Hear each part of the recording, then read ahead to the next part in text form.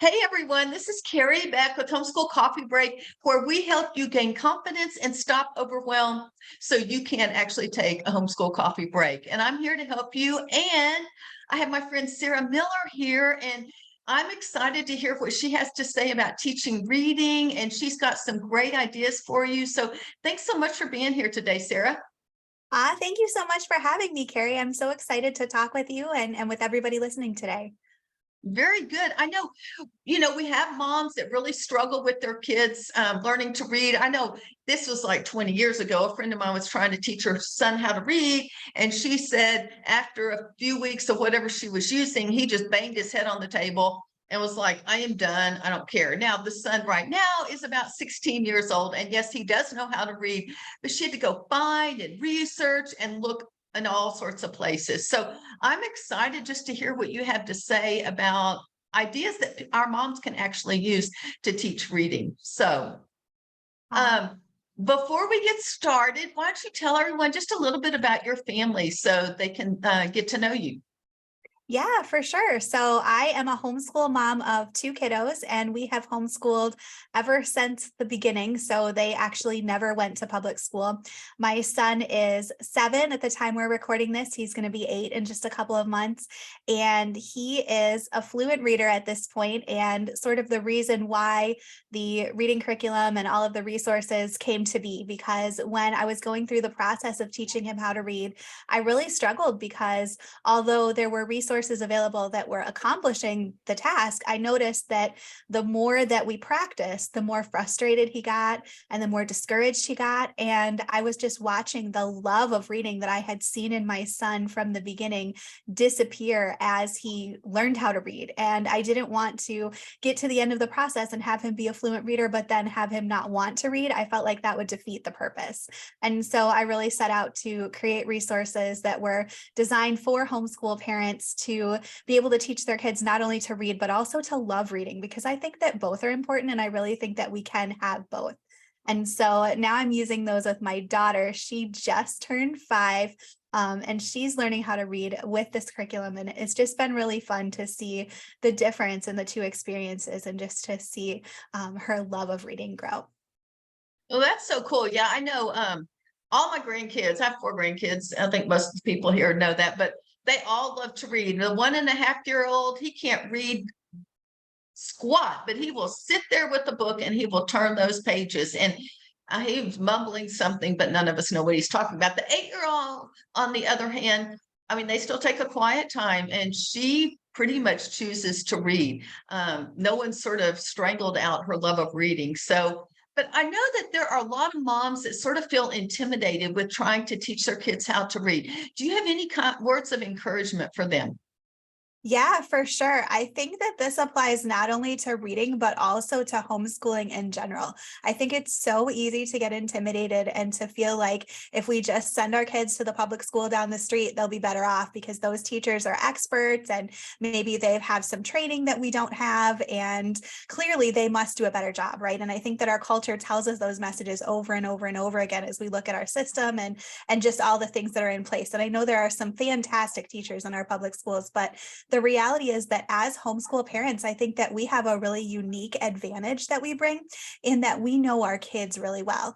And I think that when it comes to teaching, that's what's really important. I actually was a public school teacher for a little over a decade before I had my kids. And so I come at it from both sides. And I just, in my experience doing both, what really mattered was how well I knew the kids and how well I knew what motivated them and what inspired them and what encouraged them and what frustrated them and all of those things, because ultimately you can't teach a child anything unless you have that knowledge about that child. And I think that's the strength that homeschool parents bring to this process and really what allows us to be successful teaching any subject, reading or anything else. That's so good. I know one of the things I'm always telling moms is you've got the freedom to do whatever's best for your kids, and you don't have to be stuck with what someone's telling you to do. And yet, okay, so maybe they get over their intimidation. Now they're just sort of like, well, what do I do just to prepare my kids? Do you have any strategies just to prepare for moms to use so that they're sort of preparing them to be able to learn to read? Yeah, that's a great question. I think that just spending lots of time reading together is really important. Ultimately, when we're trying to raise a child who's a fluent reader, they not only have to be able to decode the letters and sounds on the page, but they also need to be able to make meaning from that. And so when we read out loud to our kids, we're building their vocabulary and their knowledge of different situations.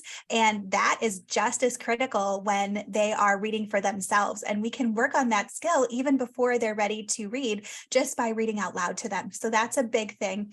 And then I think also working on letters is really important. Ultimately, reading begins with knowing those letter sounds and being able to combine them together. And so the more that we can work on identifying letters and starting to know their sounds, the better our kids will be when it's time to start those formal lessons. That's so cool. Makes me think of, I've got a 4-year-old granddaughter, and she has a laminated copy of her name in capital letters. And so she can take a dry erase board. I mean, I wasn't there, but my daughter was like, she'd been sitting on her bed writing her name and then erasing it and then writing her name for like 1 hour. She sat on her bed doing that. And she can, I mean, she may not know all the sounds right now, but she does know the letters. And you're really right. Just the practice of actually writing those letters starts to get in there. It's sort of that you see it, you hear it, and you write it kind of thing. But anyway, that's so cool. So I love that. how how would a mom really know if their child's ready to start reading?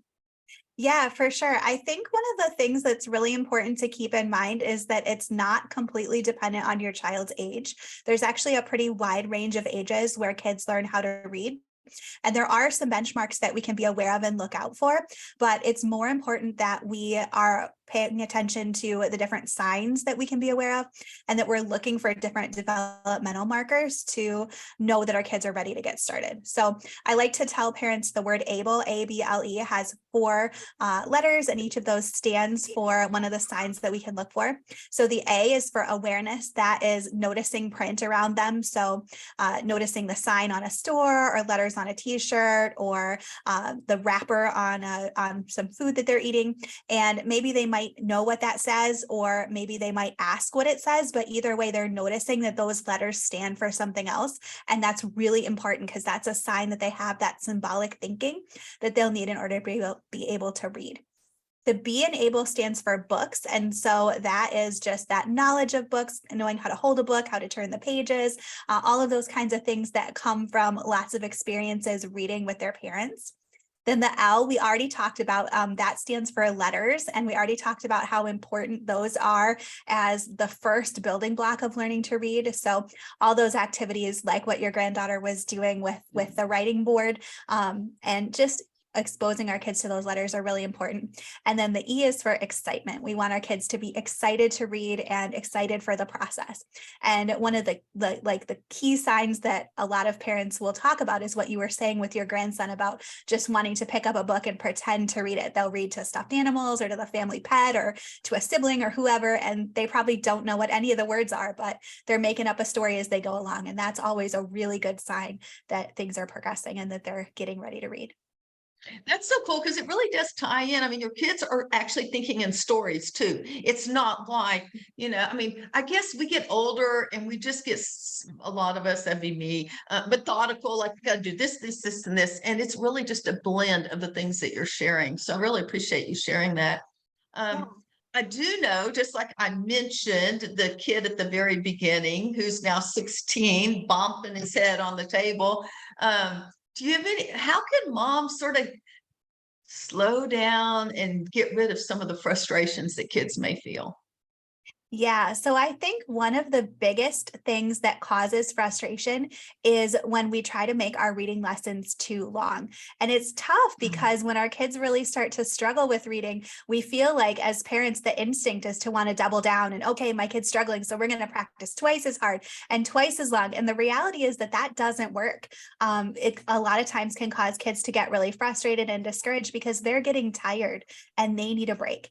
And so often that frustration happens when our kids just run out of steam. And so it's really important to make sure that we're keeping those lessons really short and that we're being really intentional to just spend a few minutes doing some really specific activities to be able to really help our kids find that success. I always recommend take your child's age and multiply by about 2.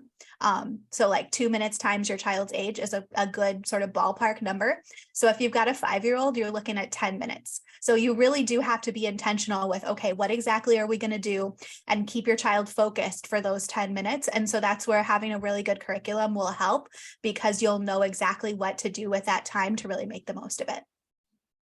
That's so good. I was, you were, my brain sort of went.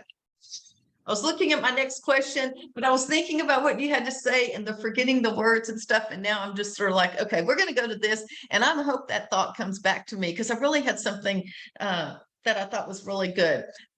This next question that I asked sort of has to do with my 6-year-old. So she's learning to read, and she can read some books, but others not. And but then she'll just start guessing words. Some of that's based on the context, which is a good thing. But I'm sort of like, in my head, I'm thinking, did you read that word? Are you guessing that word? Have you already memorized that word, or what? So what about, how do we sort of differentiate where they are in their reading and what they could, maybe they knew a word yesterday and then today they don't have a clue, because, I don't know about y'all, but my kids, especially, you think about B's and D's and they get sort of all mixed up. So what would you suggest with that situation? Yeah, that's super common. I hear that from a lot of parents. There are a lot of kids out there that are guessing. So if your child is doing that, you are certainly not alone. I think the biggest thing that we can really do is encourage our kids to sound out the words instead of memorizing the whole word. So if you are doing flashcards, or if you're using the sight word list to help your child memorize words, the really interesting thing about that is that's actually not how our brain stores words and reads words. So our brain stores words as a combination of sounds in our head. And even as adults, when we read a word, in just a split second, our brain translates that word into a combination of sounds, but we don't memorize it by the shape. So that's why you can read words that are written in somebody's like terrible, messy handwriting, because even though the shape of the word changes, you still know that combination of sounds because your brain translates it that way. So it's really cool, that process, but it also means that when we're teaching our kids to read, we need to make sure that we're teaching them to sound out each of the individual sounds and then to put those sounds together. And often when our kids are remembering words one day and then forgetting them the next day, it's because they've memorized the whole word instead of learning how to decode those individual sounds. The research says it can take up to 500 repetitions for a kid to remember a word that they've memorized that way, versus as few as 3 to 5 if they are actually sounding it out to have that become automatic. And so if our kids are forgetting, that can sometimes be a clue that that's what they're doing. And also if they're guessing, that can be a clue as well, because they might be looking at the picture or just kind of trying to look at the first letter and then guess. And unfortunately, that's the strategy that's being taught in a lot of our schools right now, which makes it extra challenging for kids that have been exposed to that strategy. But the reality is that that's just not how good readers read. And so we need to make sure that we're teaching our kids to really sound out and then blend those sounds together. That's so good. I was taking care of my grandkids. I had a long 8-day experience, 4 days with one, 4 days with the other. But the 4 at the beginning are in school. They know, so it was a really interesting exercise they had the 6-year-old had every day. It was nonsense words. And the only way you could figure out the word was if you actually sounded out. And I was like, you can circle it if you say it correctly, and sometimes she wasn't sure and she'd look at me like, okay, I'm like, yes, you said that one correctly. You can circle it. So, I do think even like the nonsense words, I don't know what you think, but I thought, oh, that's just reinforcing sounding out and really understanding the sounds as well. Yeah, that's a great strategy. Or finding words that are very similar to each other, like that have the same first and last letter, but maybe just a different middle letter, and reading those writing in succession so that kids really have to look at those individual letters and figure them out. You can also cover up all the pictures in the book. So if you're reading a reader that's got a picture at the top and then a line of text, cover up the picture and make them read the line first. And then once they've read it, then they can uncover and look at the picture as sort of like their reward for finishing that line. That's good. I really like that. Yeah, because I don't know. It reminds me too of my kids, like they didn't even know how to read, but they had memorized all their books. And so they would just read it, but it was really just straight out of their memory. Okay, so going back to what I forgot, and now I remembered while you were talking and wrote it down.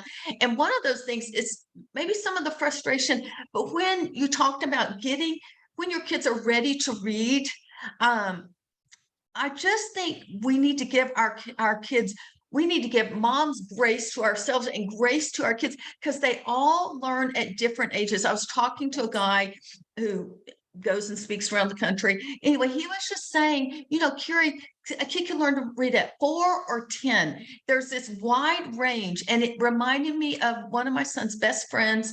And he did not learn to read till he was 10 years old. His mom was so patient. Actually, I just saw her a few months ago and I was telling her, I still share Will's story because my son could read, but he could care less. Like he didn't care. But once Will learned to read, he just like skyrocketed up above all his friends, his ages, and could read. One, he loved it a lot more because she was patient and she didn't share it. And I know what it was. It was the amount of time that you do that. So there's one thing. And the other thing, and you can comment about this, is when my daughter did not like math, we'd gone through 5 years of not liking math.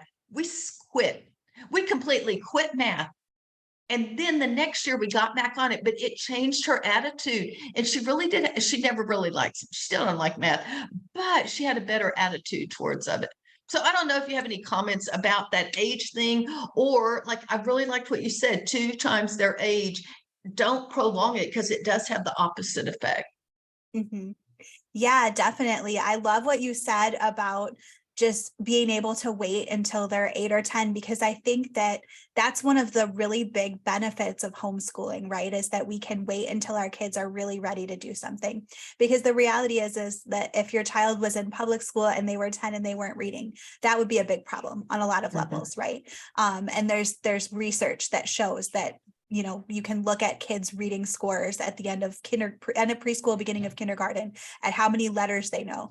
And with public school kids, that will impact, you can correlate that out to 4th grade to their reading scores. And so it just like you talk about the conveyor belt, right? Like once you hop on the conveyor belt, that's where you're going. And that's why I love your resources and the way that you're encouraging homeschool moms to really think outside the box and do what's right for their child. Because I think that when we homeschool, we have a really unique opportunity to do that we wouldn't in public school. Obviously, sometimes when kids' reading is delayed, there can be, an issue to look into, dyslexia or things like that. But there are some times where they just need another year to grow up. And so I do think that it's really good that we can have that opportunity and that we can give our kids that opportunity to do that. That's so good. And I appreciate you reinforcing that. I know my daughter, my middle daughter, the one who's 1-year-old, just flips through the books and the letters on the board. If she were in school, she would have failed math. She would have been in the yellow birds or whatever the lowest group was because she did not learn her times tables till algebra.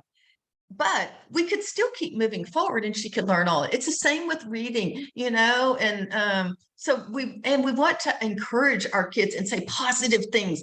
Wow, I love the way you sound out cat or whatever the word is. And they might be 8 years old, but that may be really good for them too. So I like that. Yeah. Yeah. So what about older kids? Do you have some advice for them, or like learning to read independently as well? Yeah. So one of my favorite strategies to use for older kids that I recommend to pretty much everybody that I talk to is side-by-side reading. And I love this strategy because it's a great way to motivate younger and older kids alike to read out loud without getting frustrated or discouraged. So it's really simple. What you do is you just pick a book and then you read all of the pages on one side, like all the left-hand side pages, and your child reads all the pages on the other side, like all the right-hand side pages. And I love this strategy strategy because it takes the process of having to read a book out loud to you and breaks it down into manageable chunks. So rather than handing your child an entire book where they can't even see the end because it's on another page, and asking them to read this thing out loud to you, and they don't know when it's going to end, and they might get tired as they go, because that process can be tiring as kids are learning, and they don't get a break, and they have to go through this whole laborious thing. Then you can just ask them to read one page, and then when they finish, they get a little break to sit, and they get a reward because they get to listen to you read to them. And so they're getting all of those benefits of you reading out loud to them as well as you're going through this process, because you can be working on the vocabulary and modeling all the good reading strategies that you do as an adult to be able to help your child even more through that. So I love that process of side-by-side reading. A lot of parents have found that it really helps to motivate kids and to make that reading together more fun. That's so awesome. And I know I've suggested similar things just in writing. You write a sentence, I write a sentence. Reading, I'd never really thought about reading the book, but sometimes just reading a whole book is overwhelming to a child. And we forget that we've got 30 more years of reading experience than they do. And so that's a great idea. I really like that. Hey, I know you've got some stuff that you'd like to share with our viewers. As far as reading better together is your whole big course, but I also know you have a sample. Can you sort of tell people just a little bit about that and where they could find that information? Yeah, for sure. So Reading Better Together is a curriculum that I created for homeschool parents. So this curriculum is designed for you if you do not have a master's degree and 25 years of experience in teaching reading. The lessons are completely scripted so that it tells you exactly what to say and breaks down the process of teaching your child to read step by step, so that you know that you're doing things in the right order and that you're covering all of the bases to help your child go from the very beginning, from learning those first letter sounds, all the way up through being an independent reader. It also has readers that go along with it that are all designed for that side-by-side reading strategy that we were just talking about. So starting in week 2, there are books where the kids can read at their level, and then you fill in the details to make it into an interesting, motivating, exciting story that your kids want to read. And then, of course, it comes with lifetime access to support, to ask me questions and to really customize the curriculum to yourself. So that's the curriculum. I would love to be able to support anyone who wants to teach their child to read at home and is looking for a resource to be able to do that.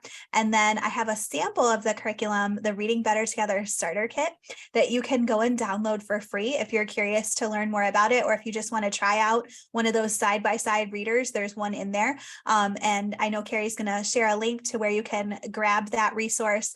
Inside of there, you'll find some of these scripted lessons, so you can go ahead and get started teaching your child there. And then you'll also find a side-by-side reading book that you can read with your child to motivate and encourage them to want to learn to read. That is so cool. Yeah. And so wherever you're watching this or listening to this, in the show notes or the description, we have all the links so you can go grab that free sampler. Or if you already know this is something that you want to do, just click on the link and go on over there. And as usual, I completely forgot at the beginning, wherever you're listening to this, if you have not subscribed, click the little subscribe button. And that way we can keep having people like Sarah come and share her knowledge and be able to encourage y'all as well. So is there anything in closing that you'd like to share with our moms? Thank you so much for having me today, Carrie. This was so fun. And I'm so excited to be able to get to know and support the moms more in their reading journey. And I just remember back to what we said at the beginning: you can do this. You are qualified. You have that knowledge about your child, and just trust the process. That sounds awesome. Well, thank you so much for carving time out of your day to be with us. I am Carrie Beck with Homeschool Coffee Break. Let's go gain some confidence, stop the overwhelm, and drink your cup of coffee with me. So we'll talk to y'all later.